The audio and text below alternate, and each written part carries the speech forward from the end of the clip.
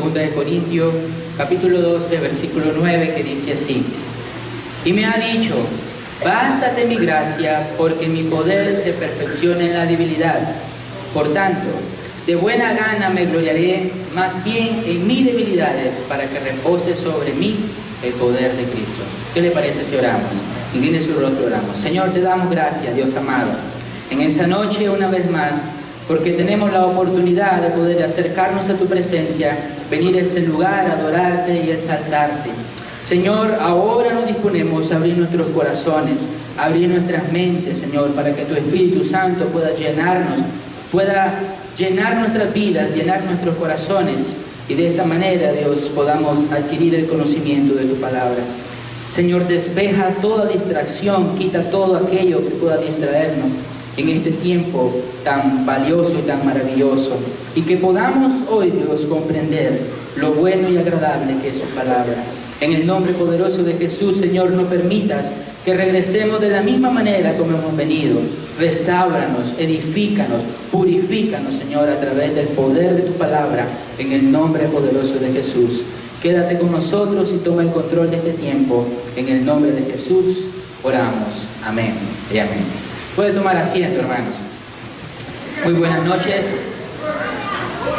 Gloria a Dios. Damos las gracias, como siempre,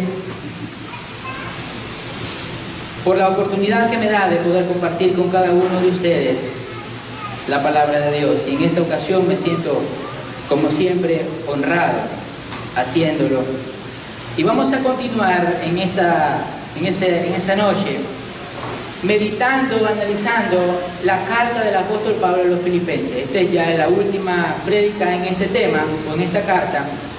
Así que vamos a estar viendo el capítulo 4 de la carta a los Filipenses. Abra su Biblia en el capítulo 4, versículo 1 al 19.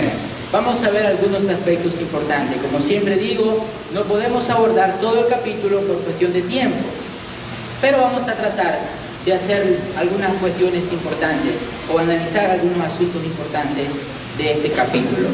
Bien, ¿saben? Recapitulando lo que hemos dicho al principio de este capítulo, anteriormente a este capítulo 4, diremos que el primer capítulo de esta carta a los Filipenses consideramos la filosofía del vivir cristiano.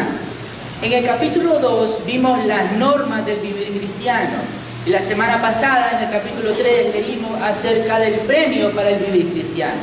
Recordemos que un día Jesús va a regresar y vamos a ser glorificados. Esa es la esperanza que nosotros tenemos si vivimos una vida cristiana, devota, con pasión al servicio del Señor. Este último capítulo habla algo sobre la fortaleza, el poder para el vivir cristiano. Es decir, qué es lo que me puede fortalecer a mí para yo ser un cristiano victorioso, un cristiano verdadero. Todos los aspectos mencionados en los 3 primeros capítulos de esta carta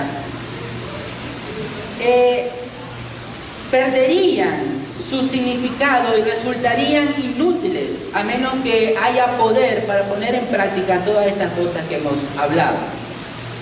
No podríamos creer, hermanos, que toda la carta del apóstol Pablo es simplemente una explicación teológica o lógica si no ponemos en práctica cada uno de estos aspectos importantes de nuestra vida. Sería una filosofía más. Si nosotros aprendemos a leer la Biblia y no la ponemos en práctica en nuestra vida diaria, en nuestra vida cotidiana, se convierte en una filosofía barata, una filosofía espontánea que no tiene ningún sustento. Lo bueno de la filosofía de la Biblia es que usted la puede poner en práctica y como resultado de eso va a tener frutos y buenos frutos.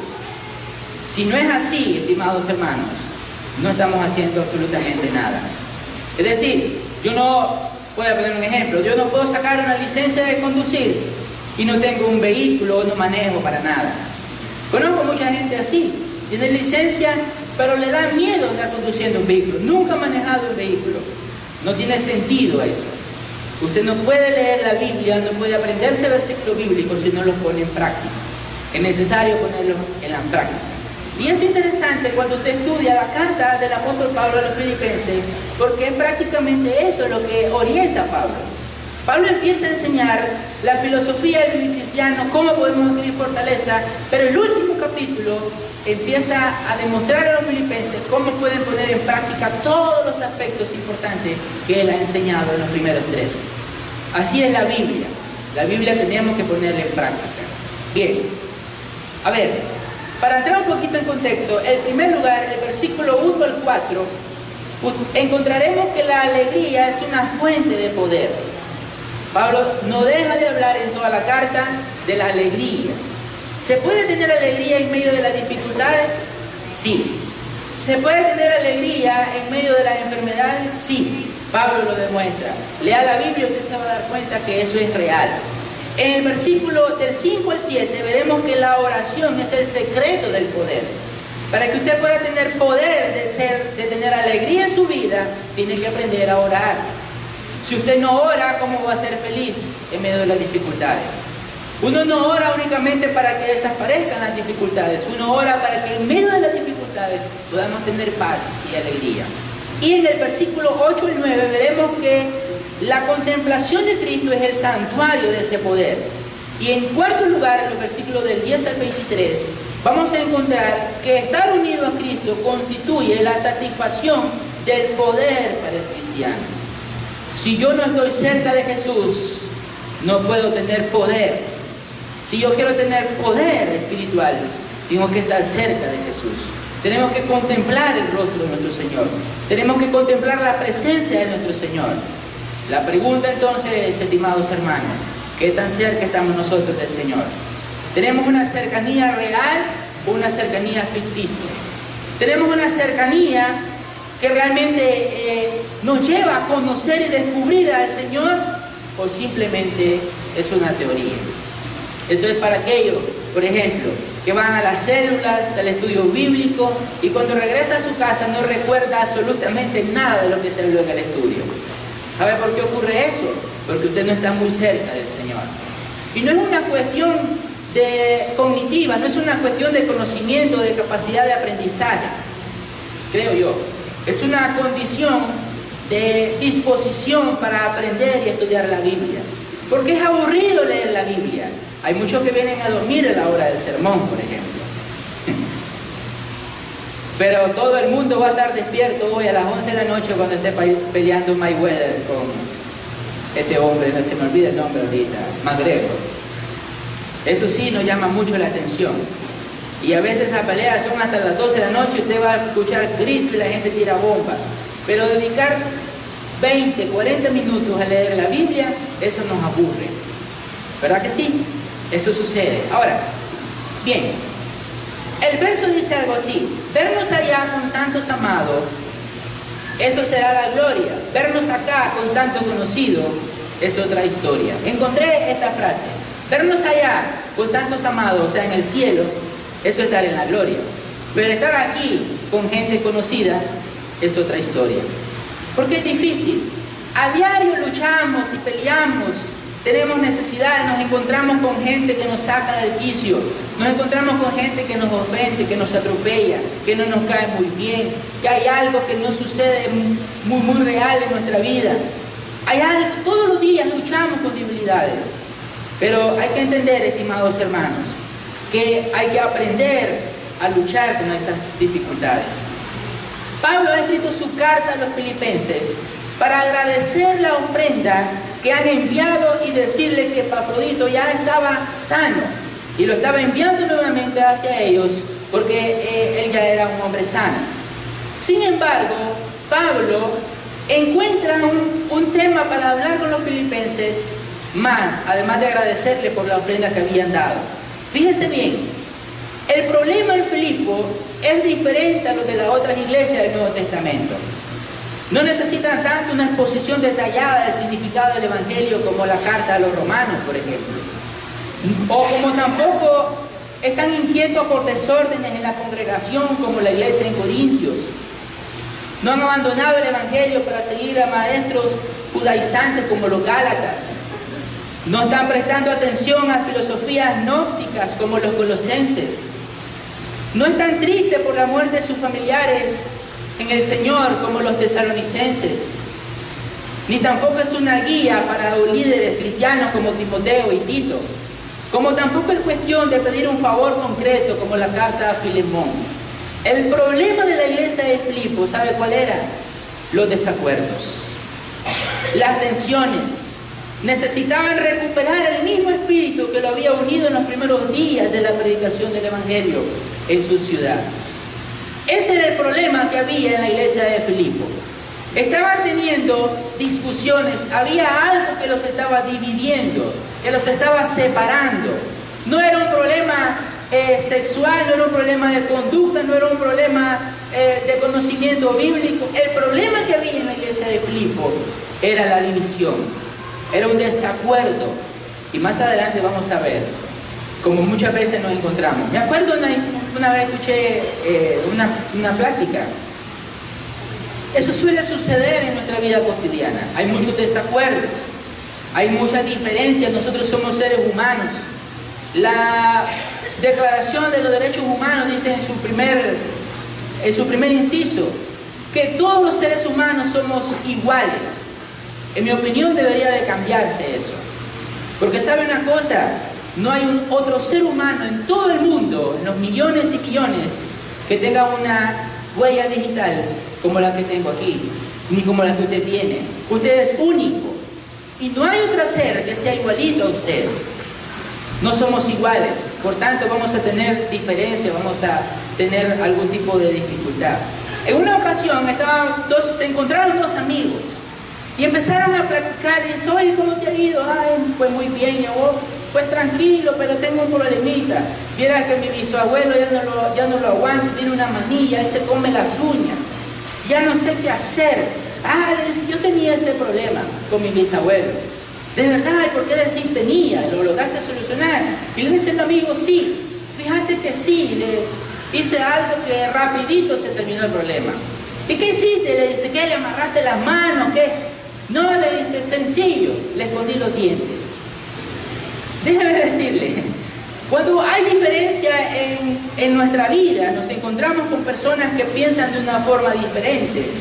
Muchas veces es muy fácil convertirnos en malos. Es muy fácil actuar de una manera errónea.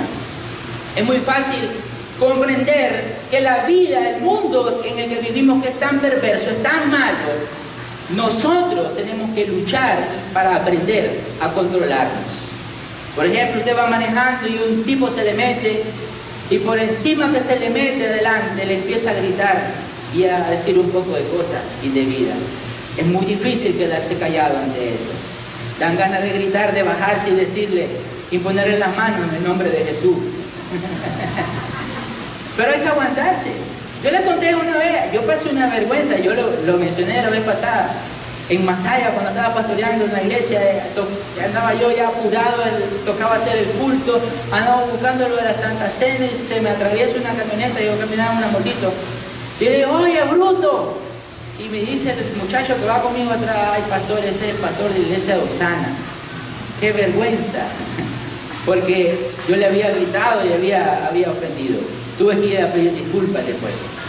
Pero es difícil poder controlarse cuando nos encontramos con diferencias. Es difícil. Es difícil y es muy fácil también caer en una situación de discordia, de pleito. Mire, es alarmante nuestro país, lo que está sucediendo. Si usted ha visto las noticias, cantidad de mujeres asesinadas por sus maridos, por sus esposos. Es increíble, hermano. Ya la fecha, no sé si estaré mal con la estadística, creo que van alrededor de 200 mujeres asesinadas por sus maridos, por sus esposos. ¿Hasta dónde llega el grado, hermano, de nuestra incapacidad para solucionar nuestros conflictos y nuestras diferencias, que se ve reflejado en la conducta que tenemos aún en nuestra familia? ¿Cómo usted reacciona cuando su esposo o su esposa está actuando de una manera equivocada? ¿Cómo reaccionamos? Somos muy buenos a defendernos. Es imposible poder tener una discusión. Dice un hermano allá, que mi esposa se quede callada. Y entonces, ¿qué acaso que es tonta? Dice otra. Pero no se trata si una persona es tonta, no. El problema es que la Biblia, estimados hermanos, nos enseña cómo poder solucionar los problemas, cómo mediar en una situación difícil. Bien, en la iglesia de Filipo estaba pasando por una situación difícil, pero quería mencionar algo antes. Pablo ha escrito su carta a los Filipos pensando en cómo poder solucionar una diferencia. Pero hay algo interesante, hermanos, que nosotros como cristianos tenemos que aprender que el hecho futuro influye en la vida presente. Es algo que se aprecia en el mismo Señor. El Señor Jesús, por ejemplo, cuando estaba ya a punto de ser entregado y ser crucificado, ¿qué es lo que hace? Se pone de pie, se ciñe un trapo en la cintura y empieza a lavarle los pies a sus discípulos. Porque él sabía que ya tocaba la hora de regresar a su Padre. Él sabía que un momento de gloria estaba a punto de aproximarse y eso lo llevó a hacer algo, a hacer un acto, uno de los actos más humildes de servicio, lavándole los pies a sus discípulos. Esa historia usted la encuentra en Juan capítulo 13, versículo 1 al 5. La visión eterna de las cosas libera a Jesús para dedicarse al más humilde servicio. Algo parecido se refleja en lo que ha dicho a los discípulos en otro momento. Por ejemplo, en Lucas capítulo 12, versículo 32 al 34. Abra su Biblia. Lucas 12, versículo 32 al 34. Lucas 12, 32 al 34. Vea lo que dice Jesús. Dice: no temáis, manada pequeña, porque a vuestro Padre le ha dado el reino. Vended lo que poseéis y dad limosna. Haced bolsas que no se envejezcan, tesoros en el cielo que no se agoten, donde el ladrón no llega ni polilla destruye. Porque donde está vuestro tesoro, ahí estará también vuestro corazón. La visión del reino de Dios en el futuro inspira el alma para servir en el presente. Y ese es el primer principio que usted encuentra en Filipenses. Es decir, como yo sé que un día estaremos en la gloria, como yo sé que un día voy a estar con el Señor, eso me va a mover a mí a hacer, a servir y a tener una buena conducta en el presente. En otras palabras, hay una forma muy sencilla de darnos cuenta de aquellos que creen fervientemente que un día van a estar con el Señor. Cuando usted mira que en medio de la dificultad, cuando usted mira que en medio de la discordia, ellos saben actuar sabiamente y actúan con amor, con paciencia. Cuando yo veo a dos personas que pelean y discuten, cristianos, y no logran encontrar una salida a su conflicto, eso me refleja a mí su falta de fe en el Señor. Y estimados hermanos, si usted es una persona que tiene conflictos con una y otra vez, y no logra encontrar una salida a su conflicto, déjeme decirle, eso refleja la poca fe que usted tiene en el Señor. Y es lo que el Señor Jesús está diciendo. Jesús, la visión de Dios en el futuro, inspira el alma para servir el presente. Es lo que ocurre después de la transfiguración de Jesús en el monte. ¿Recuerdan cuando estaba Jesús con los discípulos? Viene Pedro y dice: Señor, qué rico se siente. Podemos hacer una enramada y ponemos una hamaca y nos quedamos durmiendo aquí. ¿Qué es lo que le dice Jesús? Un momento. Aquí no hemos venido a dormir. Hemos sido transformados. Ustedes han sido testigos de la gloria de Dios. Por ende, ahora tenemos que ir allá abajo a predicar el Evangelio. Eso es, todo lo contrario sucede ahora en nuestra iglesia. Estamos cómodos, estamos tranquilos y hemos creído que estar tranquilo, estar cómodo, es lo que refleja que realmente estamos bien con el Señor. Estimado, si usted no está inquieto para servir a Dios, si usted no está inquieto para compartir el Evangelio con otro, si usted no está inquieto para servir a otro, no está dentro del reino de Dios.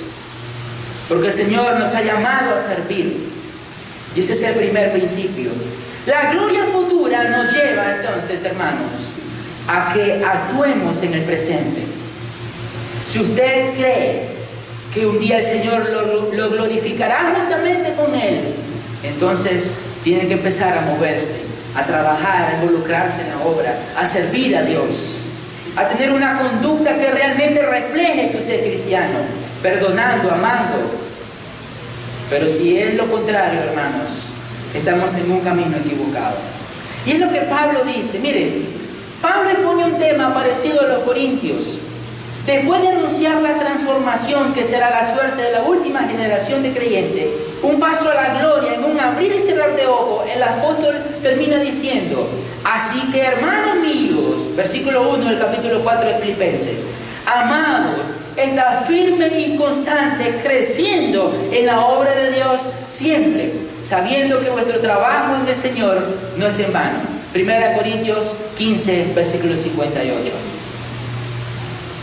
Miren lo que dice: así que, hermanos míos, estad firmes y constantes, creciendo en la obra del Señor siempre. ¿Cómo crezco yo en la obra de Dios? Y hoy les voy a hablar a personas específicas, con todo el respeto que se merece. Le hablo a aquellos que andan pidiendo permiso para ausentarse en su obra, en su labor en el ministerio. Mi estimado hermano, Dios te ha entregado un don, Dios te ha entregado habilidades para que la uses en su obra, en su ministerio. No es posible que nosotros digamos: quiero que me dé permiso un tiempo. Hermanos, hemos sido llamados al servicio. Miren lo que Pablo dice: hermanos míos amados, está firme, constante, creciendo en la obra del Señor siempre.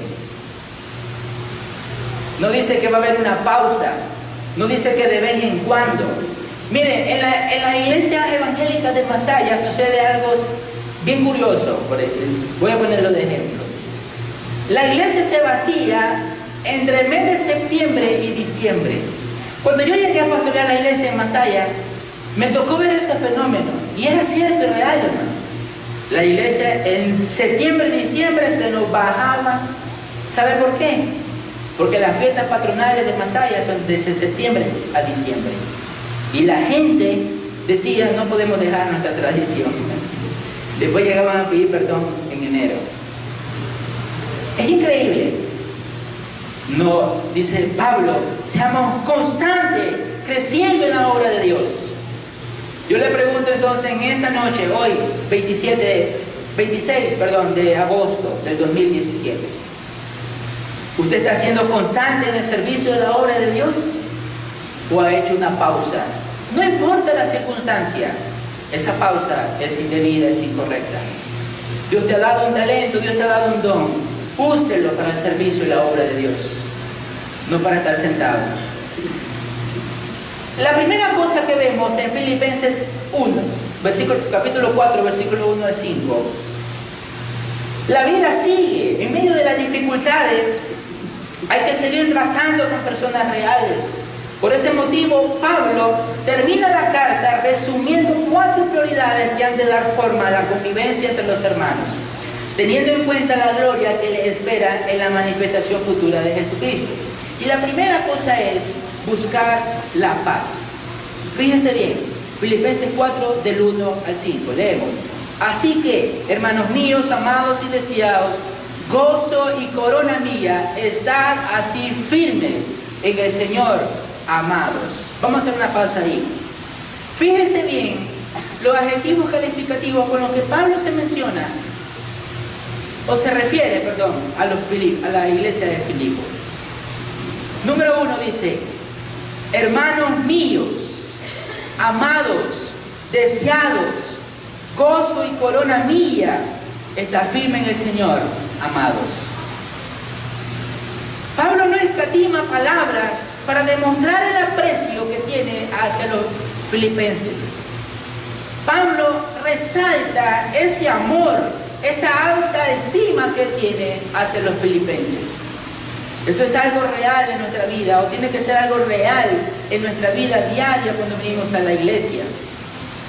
Tenemos que tener en alta estima a nuestros hermanos de nuestra congregación. Pero el vínculo de amor que tiene Pablo con la iglesia de Filipenses, lo hablamos la semana pasada, es tan poderoso, hermanos, que yo podría dedicar días para hablar de eso. Obviamente no tenemos el tiempo. Pero es poderoso el vínculo de amor entre Pablo y la iglesia de Filipenses.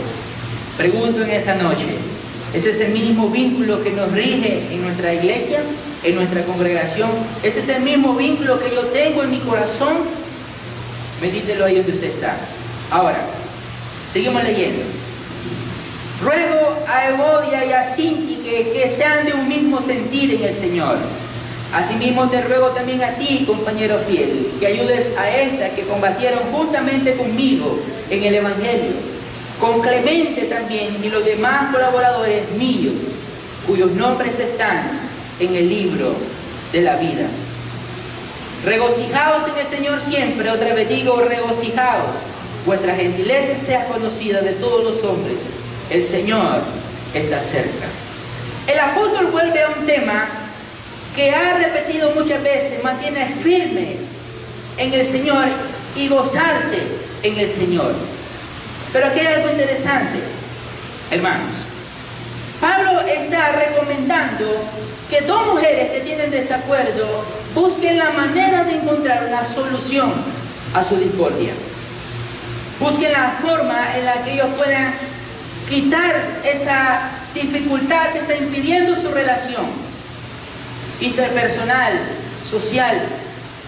Y dice Pablo algo muy interesante. Véalo en el versículo 3. Asimismo te ruego a ti, compañero fiel, que ayudes a estas que combatieron juntamente conmigo en el Evangelio, con Clemente también y los demás colaboradores míos, cuyos nombres están en el libro de la vida. Pablo se está refiriendo no a mujeres cualquiera de la iglesia de Filipo. Se está refiriendo a mujeres líderes que lucharon juntamente con él y con un grupo de hermanos para la fundación de la iglesia en la ciudad de Filipo. No era cualquier persona, eran personas importantes. Y aquí hay que recalcar eso, hermanos. Porque muchas veces nos vamos a encontrar con dificultades, con diferencias. Y el hecho de que nosotros podamos tener un cargo en la iglesia, o el hecho de que nosotros podamos tener una madurez, no quiere decir que no pueda haber una diferencia, una diferencia de pensamiento. Aquí estas dos mujeres la tenían. Ahora, el principio que Pablo ocupa para aconsejar a estas mujeres es que si Cristo llena el corazón, Él producirá cierto tipo de carácter. Pablo dice: vuestra gentileza sea conocida de todos los hombres, en el versículo 5. Aquí la palabra epeikes se traduce en varios lugares como clemencia, equidad, ternura, amabilidad. Recuerda, por ejemplo, el sermón del monte, cuando el Señor dijo: bienaventurados los que son oprimidos, porque ellos verán al Señor. Los que sufren, los que lloran. ¿Se acuerdan de la bienaventuranza? Entonces vemos que Pablo menciona que debe de haber un carácter de bondad para perdonar, para amarse, para soportar. Fíjense bien, en la sabiduría de lo alto, por ejemplo, en Santiago capítulo 3, versículo 7. Abra su Biblia ahí. Santiago 3, versículo 7.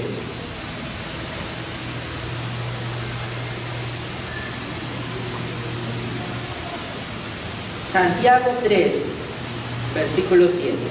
¿Lo tenemos? Vean lo que dice: porque toda naturaleza de bestia y de aves y de serpientes y de seres del mar se doma y ha sido domada por la naturaleza humana. Pero mire el 8.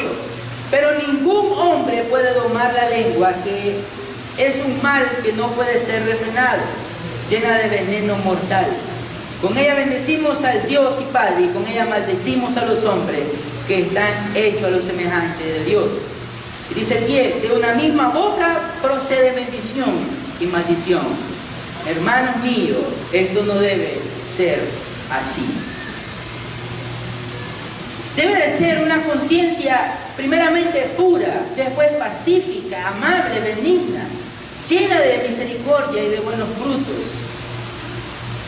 De modo que no se trata de una persona que todo lo consienta, ni aunque todo le parezca bien, que tenga un criterio propio, pero que además de ese criterio propio, sepa perdonar y amar y tolerar a su hermano. Cuando una persona anda enojada, enfadada, disgustada o amargada, ese malestar interior se exterioriza en roce con los demás. Y pelea, y pelea, y pelea. ¿Usted conoce gente así? Son como fosforitos, solo lo rozan, inmediatamente enciende la llama. Pero eso, hermano, eso refleja que hay algo en nuestra vida que no está bien. Eso refleja nuestra incapacidad de relacionarnos con Dios, con el Señor.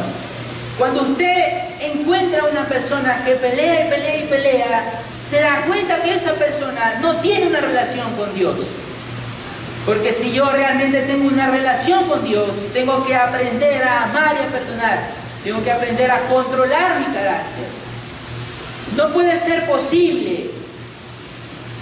Yo conozco cristianos que dicen, yo tengo criterio propio, pero el criterio propio no puede pasar por encima del otro. Hay que aprender a tolerar y aprender a amarnos. Nunca se me olvida a mí, yo conté igual la vez pasada, vi una vez un hecho. Había una campaña, los cristianos evangélicos estaban adorando al Señor. Y de repente pasa una procesión de los hermanos católicos. Y ahí iban cantando. Y se acerca uno de los monaguillos, de los que andan sirviendo ahí con la iglesia católica, y dice: por favor, pueden apagar ese aparato mientras pasa la procesión, respeten. Bueno, y la gente dice: ¿por qué la vamos a apagar? El mismo derecho que ustedes tienen, nosotros lo tenemos. Y empieza a haber una discusión. Hermano, de repente veo que no sé cómo se llama eso, hay un palo de hierro que anda Cristo crucificado ahí. Empieza el tipo a darle con ese palo a uno de los pastores y se arma un alboroto y llega la policía. Hermano, fue horrible eso. Fue horrible.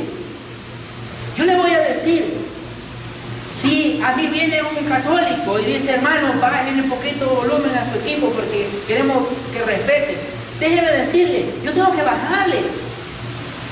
Porque hay que aprender a respetar, hermanos. Hay que aprender a tolerarnos. Independientemente que mi pensamiento, mi convicción sea diferente a la del otro, yo no puedo pasar por encima de una persona. A mí nunca se me olvida, por ejemplo, una vez que me tocó ir a orar por un hermano que había fallecido. Fuimos a orar por la familia. Y la mitad de los hijos del Señor eran cristianos evangélicos y la mitad eran católicos. Y me dicen: mire, cuando yo llego, está un padre ahí y dice: mire, no se preocupe por el padre. Usted vaya, ore por la familia, y es lo que nosotros queremos que haga. Y hermano, yo oré, leí un versículo bíblico, oramos por la familia, y juntamente yo bajé, subió el padre a dar sus palabras también. Y déjeme decirle, yo no me sentí mal por eso. Cada quien tiene derecho a creer lo que cree, y uno tiene que aprender a respetar. Ahora, miren Proverbios 15:18 lo que dice. Proverbios 15:18. El hombre iracundo promueve contienda, mas el que tarda en airarse apacigua la rencilla. El hombre iracundo promueve las contiendas. ¿Qué hace usted cuando su esposa anda en su día y empieza a molestarle? ¿Se queda callado o empieza a contestar también? Mire, yo he aprendido que hay días que tengo que quedarme callado. Se lo digo con toda sinceridad. Hay momentos donde yo no puedo decir nada. Es más fácil salir huyendo de ahí.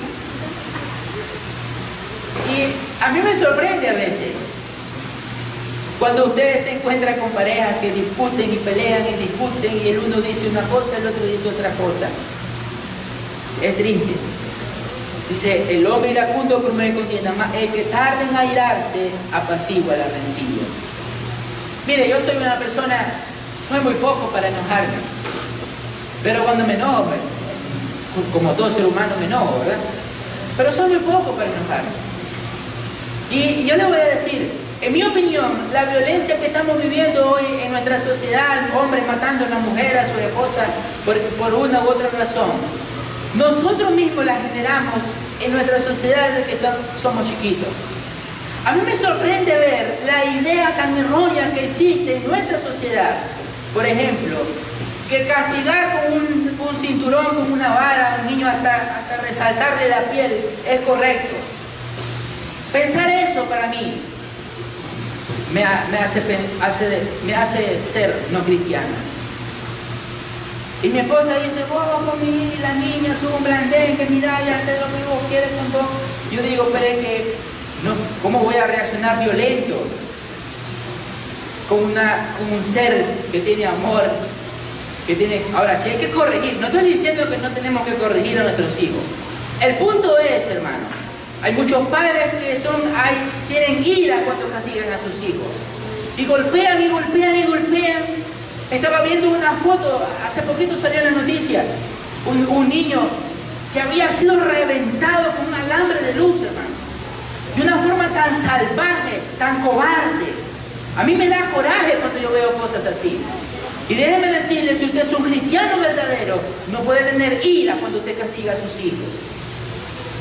Por esa razón ahora tenemos hombres que creen que golpeando a la mujer es normal y es correcto. Porque cuando estaban chiquitos sus padres los golpeaban de una forma tan salvaje. No voy a generalizar, pero hay muchos casos que sucede así. Tenemos que aprender a ser tardos para airarnos. Porque vamos a apaciguar. Colosenses 3, 12 y 15. Vamos aterrizando en esto. Colosenses 3, versículos 12 y 15. Vea lo que dice. Vestidos pues como escogidos de Dios, santos y amados, de entrañable misericordia, de benignidad, de humildad, de mansedumbre, de paciencia, soportándoos unos a los otros y perdonándoos unos a los otros si alguno tuviere queja contra otro, de la manera que Cristo perdonó. ¡Wow! ¡Ay, ay, ay! Ahí está lo difícil.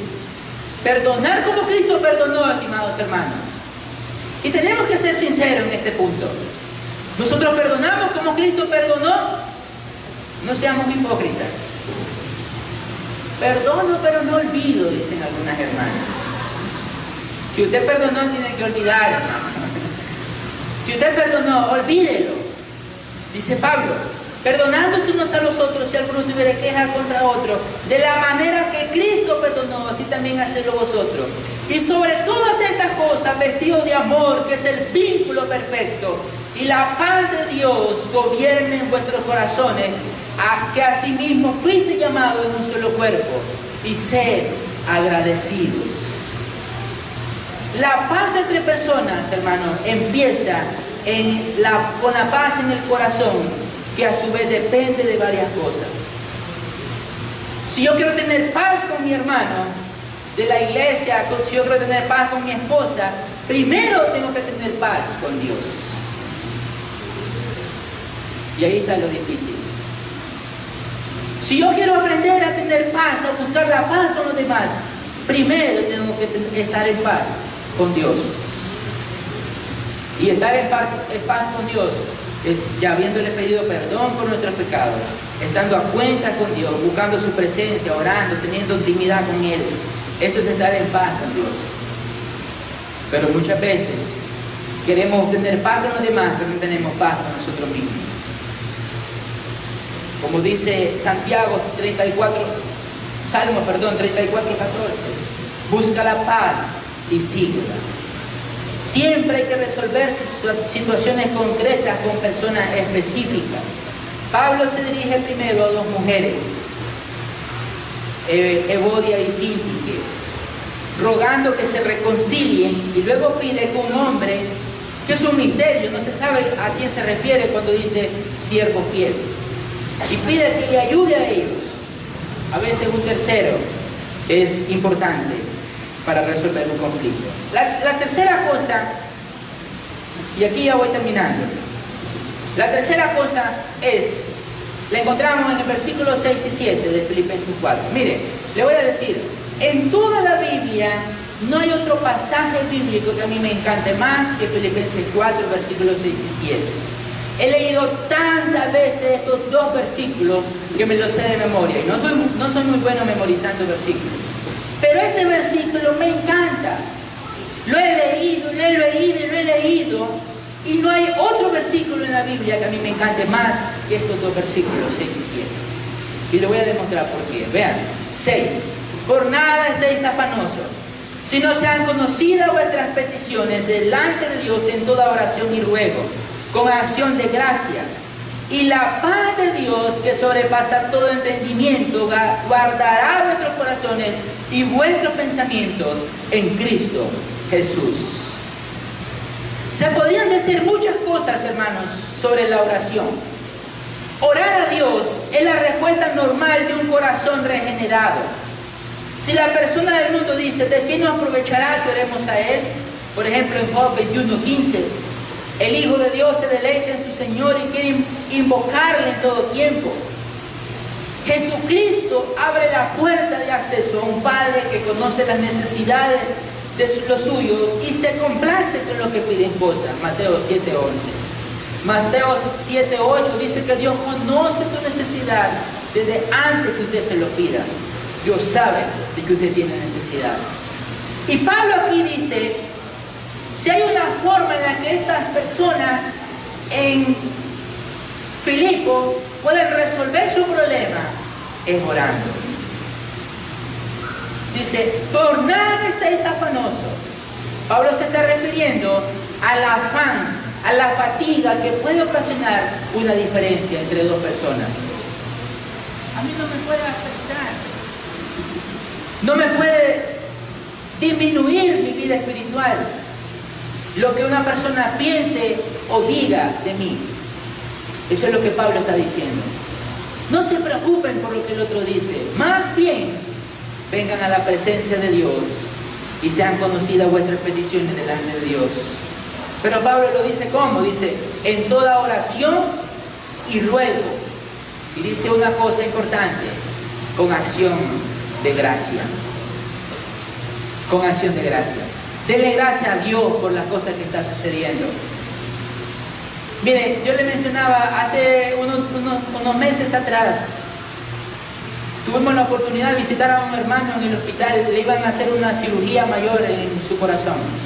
Las dos arterias principales de su corazón, no recuerdo cómo se llaman, estaban obstruidas, estaban dañadas, deformadas y necesitaba ser cambiada. Es una operación difícil. Tenía muy pocas probabilidades de sobrevivir. Corazón abierto, pasó 8 horas ese hombre con el corazón ahí abierto y los doctores quitando las venas, las arterias y cambiándolas por unas arterias nuevas. Y cuando yo fui al hospital, antes de entrar al quirófano, le leí Filipenses 4, 6 y 7. Y él me dice, pastor, ¿usted cree que yo puedo tener paz cuando voy a entrar al quirófano? Y van a abrir mi corazón y es posible que yo muera en esa operación.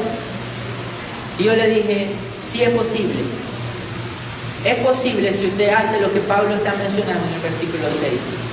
Si usted viene con oración y ruego y con acción de gracia. Si yo le voy a dar gracias a Dios, gracias Señor, porque mañana no tengo que comer.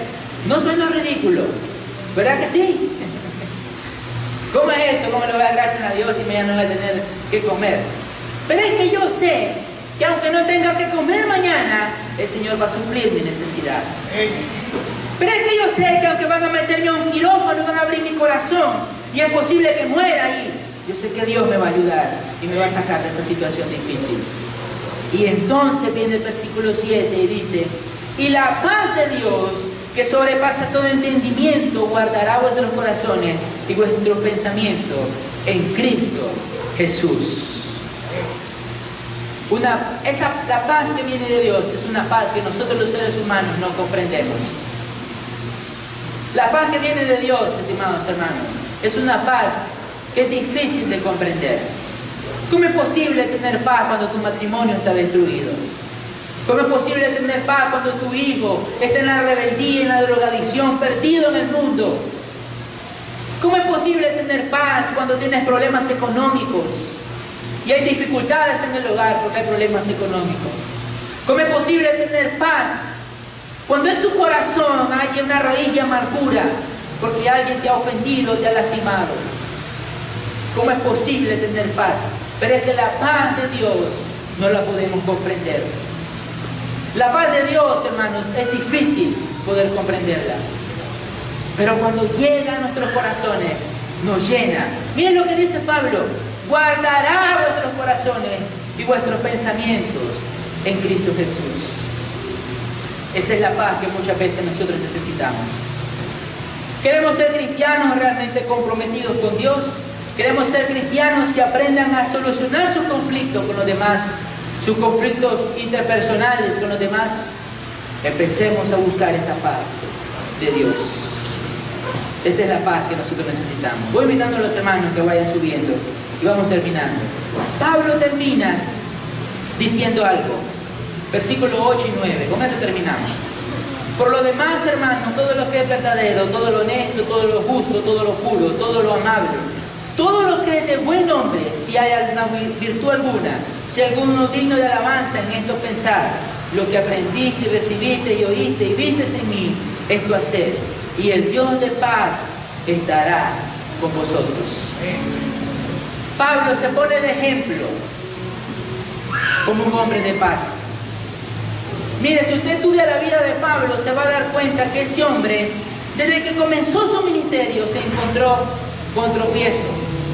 Desde que comenzó su ministerio, se encontró con dificultades, con personas que lo perseguían, que lo juzgaban. Le decían que él no recibía ofrenda, otros lo criticaban porque decían que vivía de lo que los demás le daban. Lo criticaban porque era un judío, lo criticaban porque practicaba la ley. Era criticado por todo. Pero Pablo dice: todo lo verdadero, todo lo honesto, todo lo justo, todo lo puro, todo lo amable, todo lo que es de buen nombre, si hay alguna virtud, si hay algo digno de alabanza, en esto pensar. Lo que aprendiste, si recibiste y oíste y visteis en mí, esto hacer. Es increíble el ejemplo de Pablo. Yo le invito a usted que estudie la vida de Pablo y se va a dar cuenta cómo ese hombre una y otra vez supo resolver su situación difícil. No fue un ministerio fácil para Pablo.